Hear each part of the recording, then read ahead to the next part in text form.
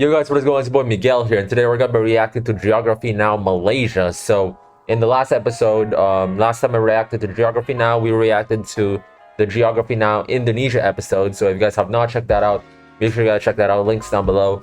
So for this video, we're gonna be reacting to the country right beside it, called Malaysia. So Malaysia is very near my country, as you guys know. I'm from the Philippines, and I think we have close ties. I think so. We're chilling. But I actually don't know much about Malaysia as well. So yeah, hopefully this video will educate us for sure. I know I'm gonna learn a lot in this video, so let's get right into it. Well, here we go. Ever since I made the Indonesia episode, you have no idea how many Malaysians were like, Okay, now that you did our cousins episode, do not mess with ours. oh, don't worry, Malaysia. And here to reassure you, I made you some nasi goreng. By the way, yeah, what I learned from last video, Malaysia and Indonesia are like very close. They have like a love-hate relationship, and yeah, they're very close countries. Kind of like the Norway and Sweden of Asia. I feel like, of Southeast Asia. It's time to learn geography Now! Hey everybody, I'm your host Barbs. How refreshing! We are back in Southeast Asia, and today, after Brunei, East Timor, Indonesia, we are doing the last country in the Nusantara archipelago, Malaysia. Ahem. Oh, sorry, didn't see you there, Singapore. You're so small. So what do the Malaysians bring to the table that the others don't? Well, let's find out in the first segment. Cue transition. Now this is going to be really fun because Malaysia's land has so many unique twists and turns, and explaining it, it's kind of like doing a Rubik's Cube blindfolded. Right, Ken? Right, totally. Yeah.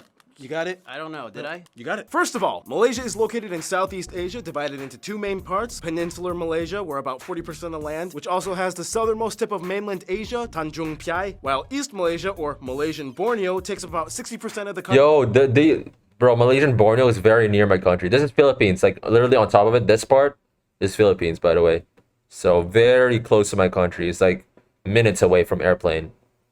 That's crazy. We're actually nearer than, I thought we were nearer to Indonesia than Malaysia actually, but actually Malaysia is nearer than our country. Interesting. Country's land on the island of Borneo, making it one of the only two islands shared by three nations along with Cyprus. If you want to be technical, Cyprus kind of has four, including the UN buffer zone, but you get the point. Just watch the Cyprus episode. Keep in mind, about 80% of the population lives on the peninsula, while only about 20% live on Malaysia. Wow, In addition, the country 80%. has over 870 islands off its shores, the state of Sabah having the most with nearly 400, the largest one being Bangi Island. However, the island of Sebatik is a little bigger, but the island is split in half with Indonesia in the south. Also, they have a little bit of a dispute with the Philippines in the east. The country is divided into 13 states and 3 federal territories. We have Putrajaya, disputes? Labuan, with the capital Kuala Lumpur. However, due to overcrowding, almost all the government ministries and administrative offices were moved to Putrajaya in 1999. After Kuala Lumpur, the next largest cities are Georgetown on Penang Island and Ipoh. The busiest airports are Kuala Lumpur International, Kota Kinabalu, and Penang Internationals. Now here's the thing. Malaysia lies under the South China Sea. If you don't know anything about this place, and if you didn't watch the Brunei episode, it basically goes like this.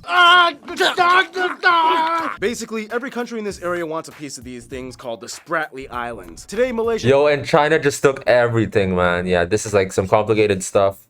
Deserves its own video, to be honest. Very complicated topic, but yeah, a lot of countries dispute these islands. Has claim to about 11 of them, and the most notable one being Layang, which they built an airbase on. Now, you might notice that it's interesting how these two small entities, Singapore and Brunei, got mixed up into this whole region. Well, when it came to Brunei, it kind of went down like this. Welcome to the Malaysia Agreement. Sultans, please sign the paper saying you'd like to be part of Malaysia. Wait, I'd have to give up that? And I'd have to lose control of what?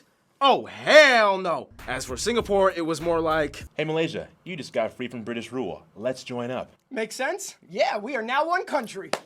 Yeah. You have too many Chinese people, and you're gonna waste my money! Yeah, well you only get privileges to the Malays! You know what? You're out of the club. Yeah, fine, whatever. I quit. One day, you know what? I'm gonna make something of myself! Okay! and boy howdy did they keep that promise. Otherwise, Yo, I've actually been to Singapore, but not Malaysia, actually. I should go to Malaysia soon. Bro, I haven't visited that much countries in Asia. I've like visited more countries in the EU, I feel like, than Asia, which is interesting because I live in Asia, so yeah. some notable places of interest might include places like the largest roundabout in the world, the Petronas Towers, the tallest twin buildings in the world. Yeah, I've seen this one. Yeah, very popular. Kuala Petronas Lumpur Tower. The Batu Caves with a Hindu shrine. Oh, this one too. National This was Monument of pretty popular. Malaysia, The golden Legoland, statue. Malaysia. Yep, they have one. Sunway Lagoon, the National Dude, Mosque they have of Legoland. Malaysia, Kek Lok Si Buddhist Temple, these palaces, the old Dutch buildings of Malacca, the Leaning Tower of Taluk Intan, A Famosa Fortress, the cat statue of Kuching, this Heritage Museum, Sarawak Cultural Villages, and the Sepilak Orangutan Rehabilitation Center. Yep, orangutans, they have plenty of those in here, which means we can now swing over to the next segment, When it comes to Malaysia's land, they got kind of lucky because not only is it like rich and beautiful, but unlike their neighbors, you don't really have to deal with any crazy catastrophes. First of all, Malaysia rests comfortably on the bottom of the Eurasian plate, literally shielded on all sides, mostly by Indonesia and the Philippines. This means Oh, so they literally okay. So Indonesia's like a shield. So they took most of the hits from the Pacific Ring of Fire.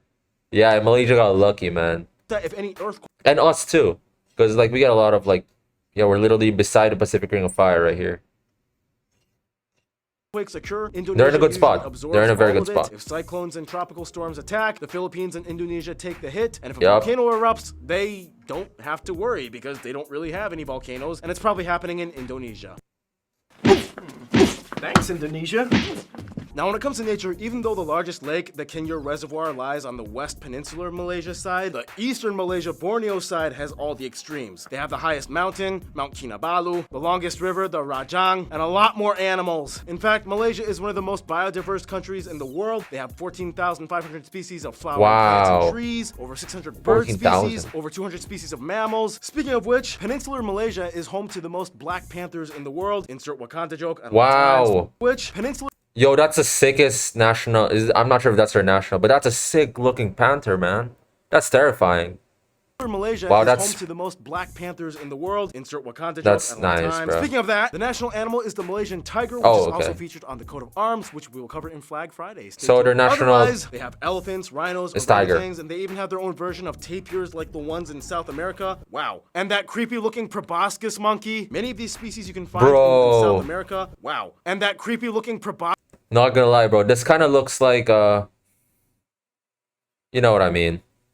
monkey. Many of these species you can find in one of the proboscis oldest monkey. rainforests in the world. Over That's 3 strange, times though. older than the Amazon. Taman Negara. Malaysia is also a land of caves. In fact, they have the largest chamber in the world that can be found in Sarawak. Otherwise, Malaysia is known for producing electronics, palm oil, petroleum, gas, and rubber. They're- They're yeah. actually the second largest palm oil producer They're in the world rich and the in largest natural condom resources. maker. Just saying. They even have their own national car company. Wait, what? Coat producer in the world and the largest condom maker. Just saying. They even have their own national car Interesting. company, Proton, making Malaysia the 11th country in the world with the capability to fully design and engineer and manufacture cars. Otherwise, some national dishes might include things like nasi kandar, nasi dadang, nasi kerabu, chicken perchi. Wait, is that blue mangosteen, rice, bro? like nasi kandar. Wait, first of all, this looks good, bro. Does that chicken? Bro, Asian food is just top notch, man.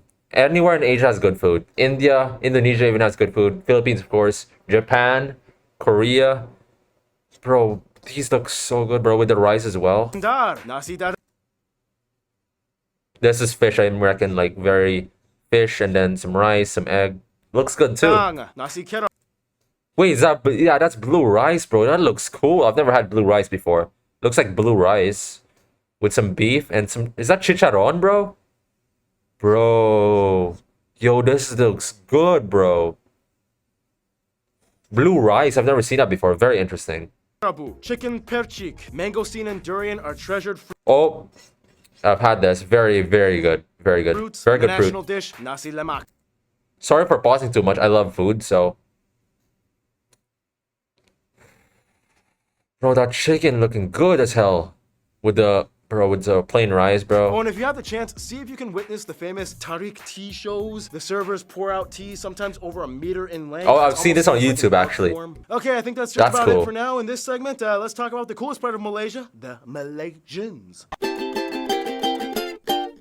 Just for the record, the word Malay refers to the races that make up Malaysia. Malayan is the geographic term for peoples of West Malaysia on the peninsula and not part of Borneo. And Malaysian is the nationality and citizenship. So a Malay person in Singapore is Malay, but not Malaysian. And a citizen of Indian descent living in Kuala Lumpur would be a Malaysian and Malayan, but not Malay. Got it? Probably not. First of all, the What? country has about 32 Bro, I'm million people and confused. is one of the fastest growing nations in Asia. The country is made up of 67% Malay or Bumiputra indigenous Malay peoples. We'll talk more about that in a bit. About a quarter of the population is Chinese. About 7% are Indian. 25% Chinese. Okay, so that makes sense. So I'm guessing Singapore, which is the one that's, outside Malaysia because they split. They pretty much independent. They became independent because there's probably too much Chinese, like he said. But yeah, there's a lot of Chinese. So that's the difference between Indonesia and Malaysia. Malaysia has a lot more Chinese. And yeah, more Indian, I'm guessing. And of course, lesser natural disasters. And the rest lesser people. are other groups mixed in, including a few other Asian groups and Europeans. They use the Malaysian ringgit as their currency, they use the type G and M plug outlets, and they drive on the left side of the road. Now, here's the thing. Let's talk politics. No, we're not getting into an ideological debate. We're just going to explain the system in which Malaysia's government operates. Proceed. Malaysia is one of the few monarchies in the world. However, it's not a monarchy in the conventional sense because they kind of have 9 kings-ish. 9? These 9 states each have a royal leader known as a sultan, and every 5 years they rotate to allow one of the 9 sultans to rule as head king. Oh, known okay. as the Fair Yang enough. Petuang Agong. That means that technically, if you were a boy and your dad just finished being king for his 5-year term, you could be the next one, but you would have to wait at least 40 years for it to happen. Since 8 other kings would have to be king before you. Yeah, I know, Oh, okay. So it's like a what? cycle.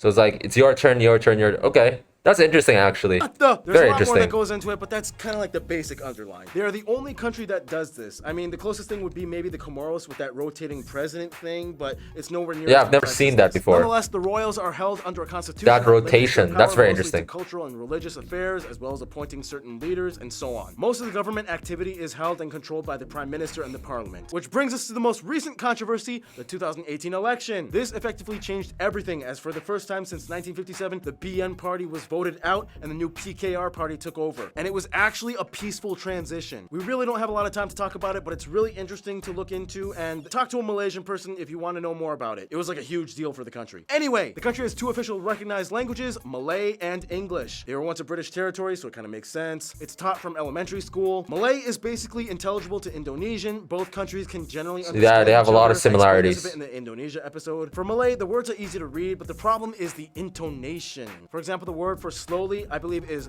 perlahan, not perlahan. It's like you have to know how these things work. Nonetheless, about half of the population is mostly fluent in 3 languages, adding their mother tongue, especially if they're part of the Chinese and Indian minority groups. And they are allowed to take vernacular schools that teach in these languages, just like Singapore. Which brings to culture. In Malaysia, the population is quite diverse. You have a lot of Chinese, known as the Peranakan Chinese, that have existed there since the 15th century. They have a unique Chinese-Malay culture with a touch of European influence. The Indian community is mostly Tamil and Telugu-speaking South Dravidian Indian groups that were brought over during the British colonial years. Then of course you have the largest people group, the ethnic Malays or the Bumiputra, as well as the Orang Asal, whom are like the really indigenous ethnic Malays that make up the majority of the population in East Malaysia on Borneo. Sometimes these 2 people groups are collectively joined together under the term Malay, although some might disagree. But either way, these 2 groups kind of steer the direction in terms of what constitutes Malay culture. Oh, and don't even get started on the Bajau people that live on these structures in the middle of the ocean for most of their lives, and they've adapted to hold their breath for like 15 minutes underwater. Yeah, those people are cool. Another thing 15 minutes underwater, bro. I can't even hold it for 1 minute.